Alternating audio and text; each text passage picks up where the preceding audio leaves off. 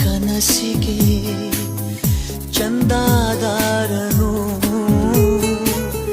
ಚೆನ್ನಾಗಿ ನೀಡಲು ಬಂದೇ ಬರುವೆನು.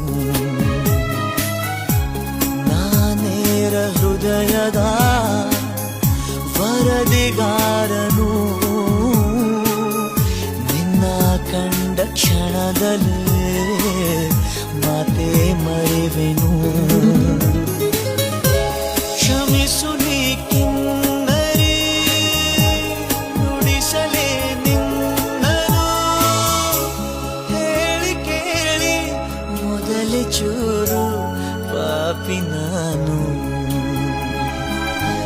ಮಿಂಚಾಗಿ ನೀನು ಬರಲು ನಿಂತಲ್ಲಿ